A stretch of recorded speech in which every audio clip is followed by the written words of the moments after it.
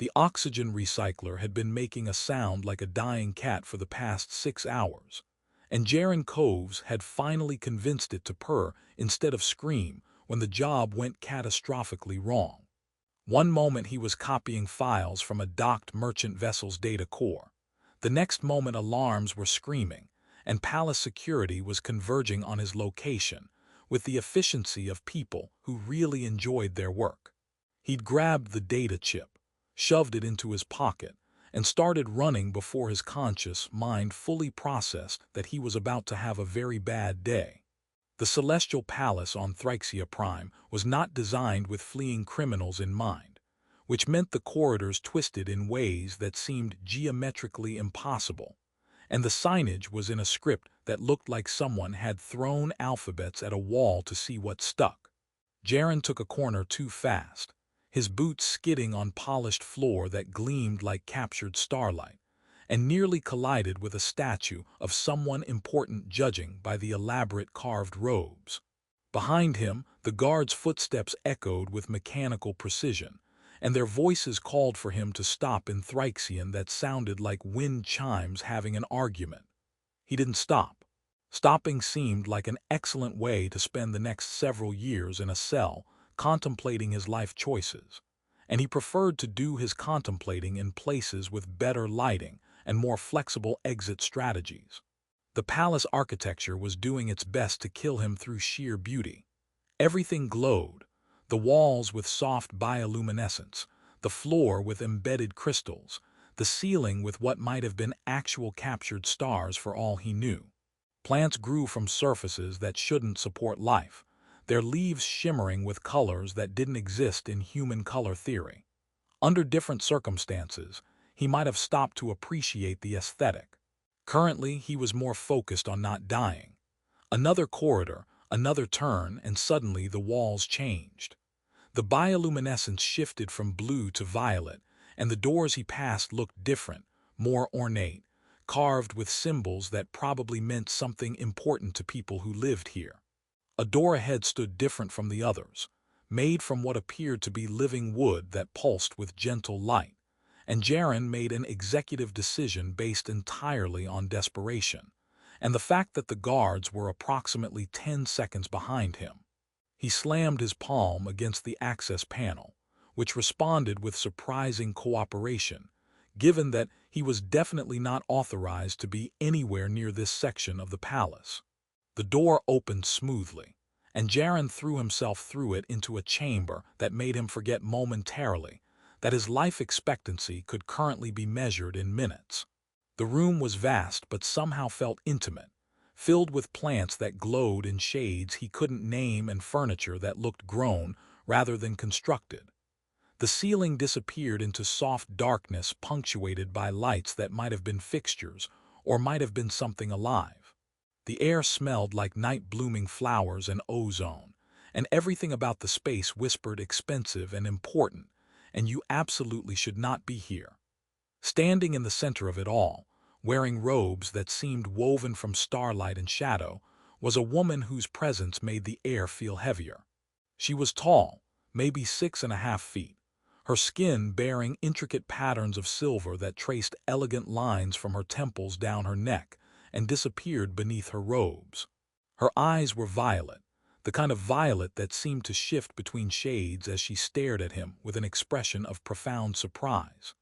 Her hair moved despite the absence of wind, floating around her shoulders like she existed slightly underwater, and subtle protrusions at her temples might have been horns or crowns or something he didn't have vocabulary for.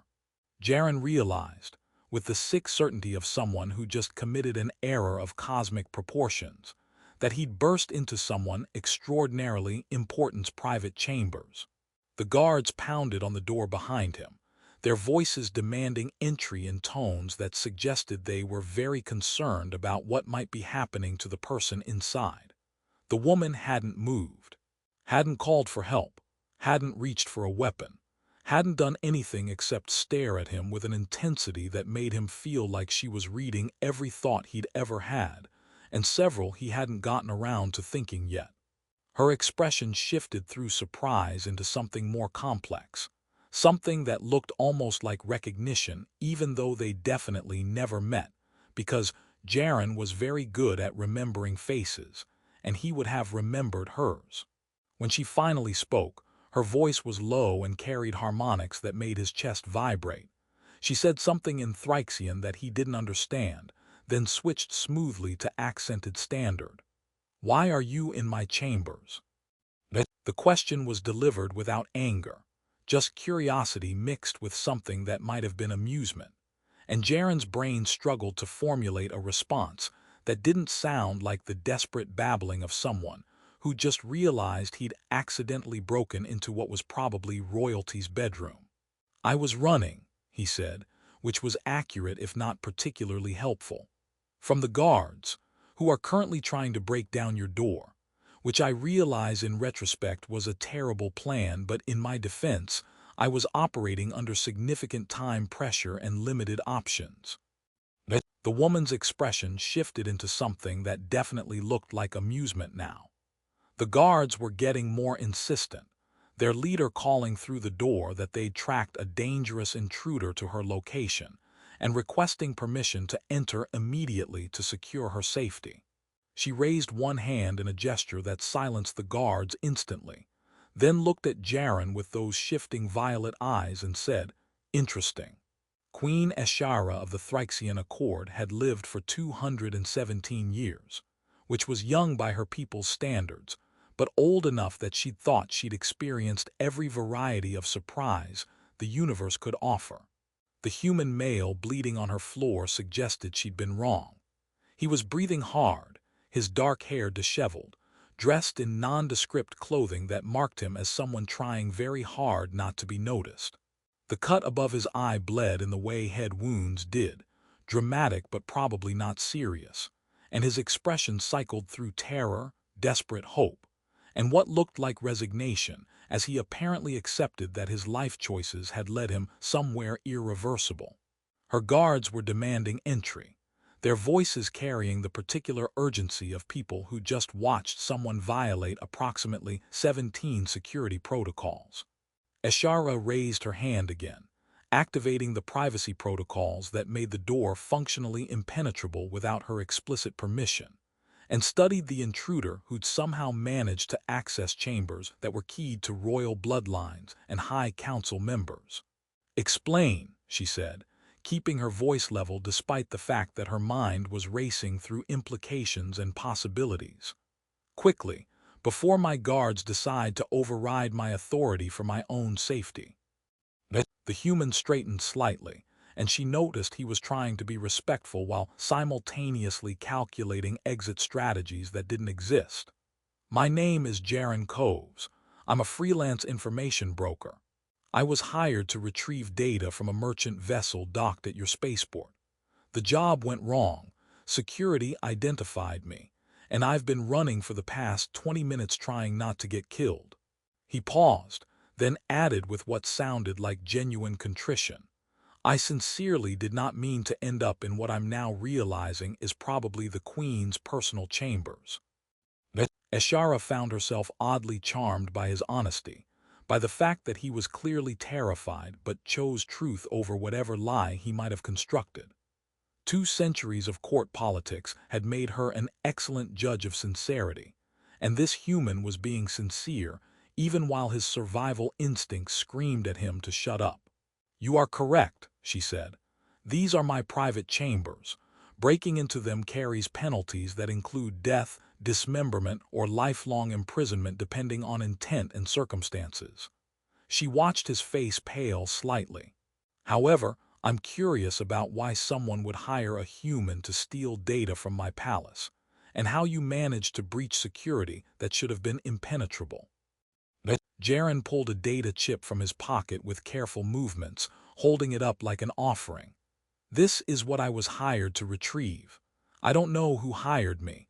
The job came through encrypted channels. I don't ask questions about motivations because that's bad for business and health." He held out the chip. "If it helps, I'm reasonably certain I was set up to fail. The security response was too fast, too coordinated. Someone wanted a human caught with stolen data." Ashara took the chip, scanning it with her personal terminal.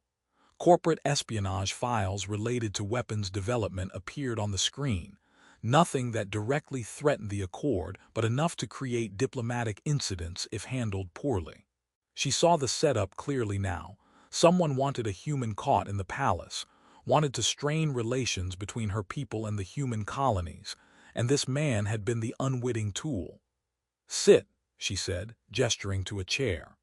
Jaren sat with the careful movements of someone expecting a trap. "The guards believe you're a threat to my safety. If I tell them otherwise, they'll want to know why I'm protecting someone who broke into my chambers. If I hand you over, you'll face trial and likely execution given the severity of the breach." "I understand," Jaren said quietly. "I knew the risks when I took the job." Ashara studied him, this human who'd burst into her sanctuary bleeding and desperate, and somehow managed to be honest about it. She'd spent centuries making careful political calculations, weighing every decision against implications and consequences. This moment felt different, felt like the universe presenting her with a choice that mattered in ways she couldn't yet see. "There's an old law," she said slowly, "ancient, rarely invoked. It allows the monarch to grant sanctuary to those who seek refuge in royal chambers, provided the threat to them is judged unjust."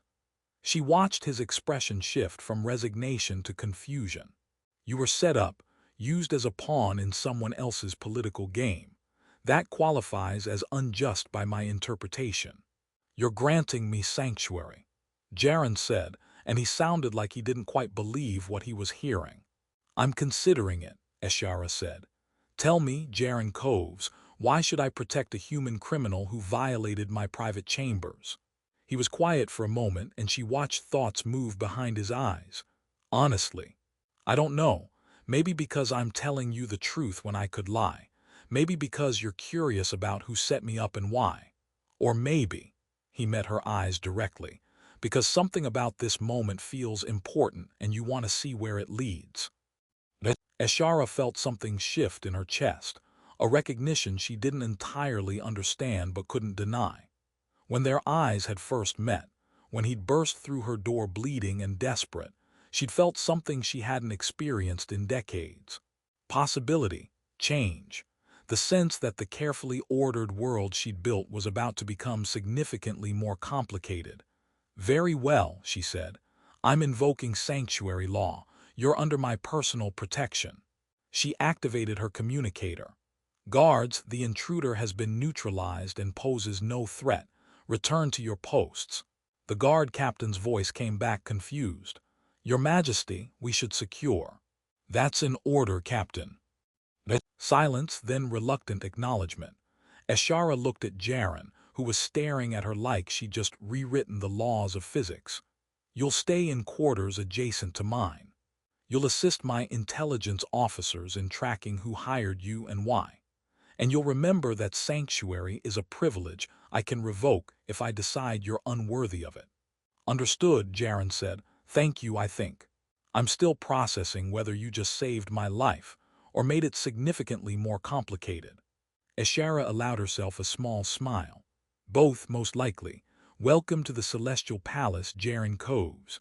Try not to break into any more royal chambers." Jaren spent his first night in the palace, trying to understand how his life had gone from career criminal on the run to guest of an alien queen in less time than it took to eat dinner. The quarters Ashara provided were larger than his entire apartment back on New Havana, furnished with luxury that made him afraid to touch anything.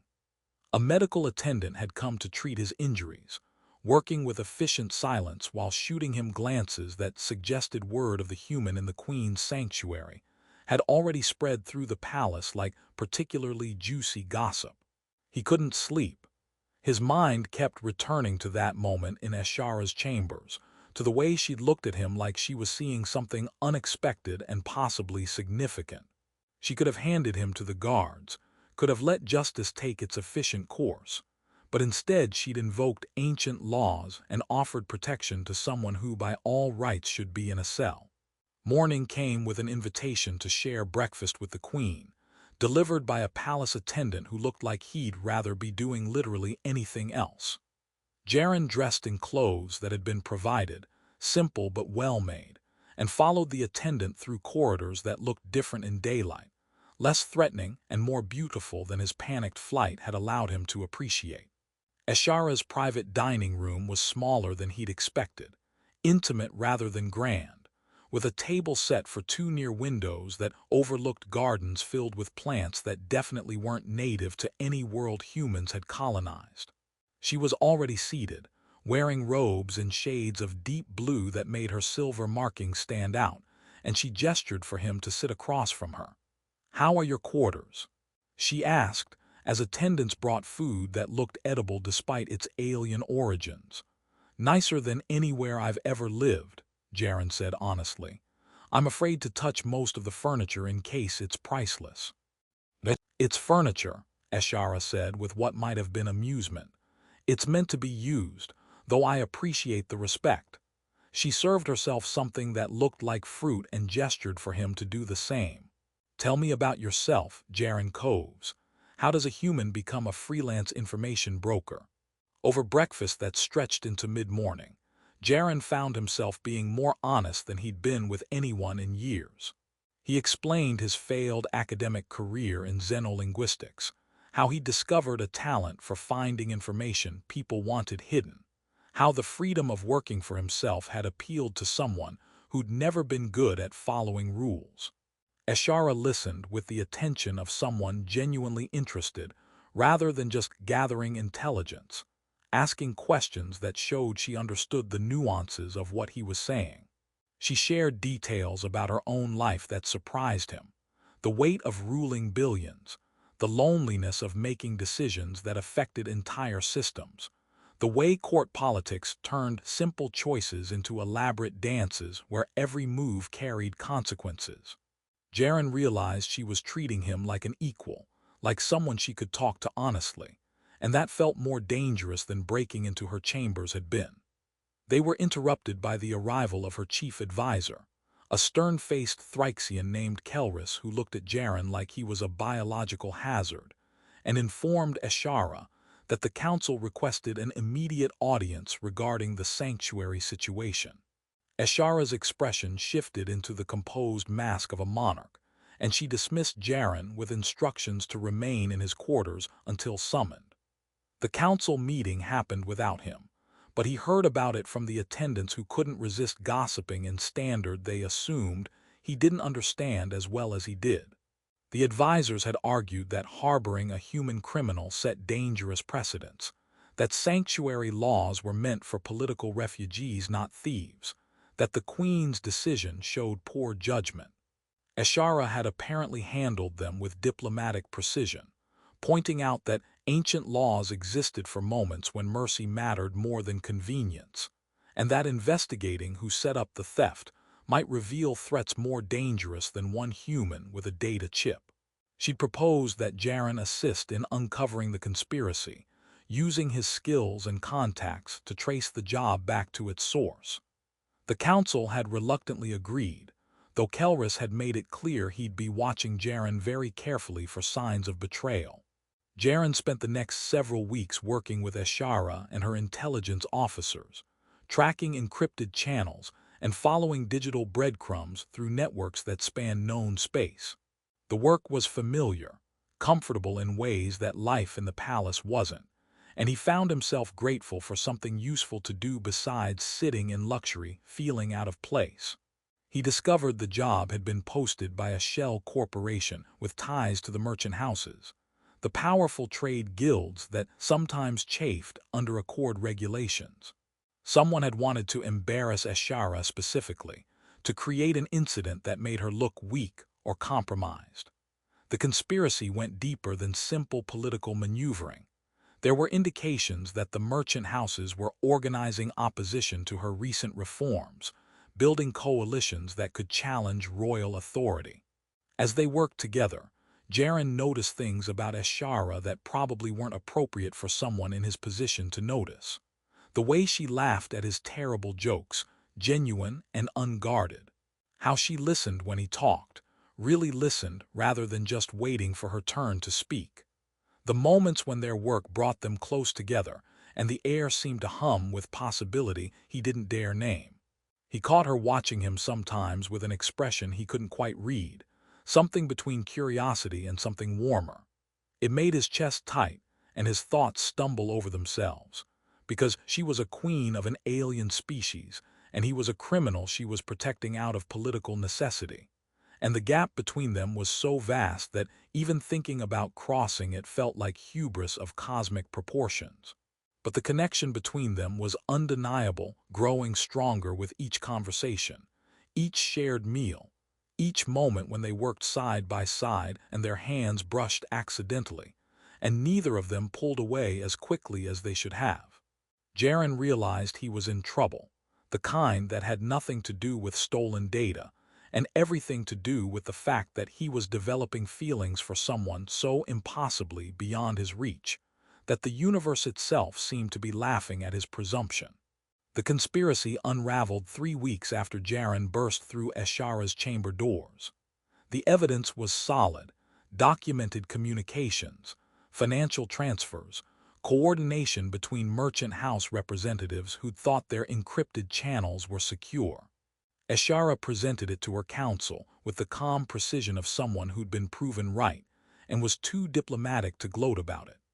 The advisors who'd questioned her judgment about Jaren suddenly found themselves very interested in other matters, and Kelris offered a grudging apology that suggested he'd choke on the words if he had to say them twice.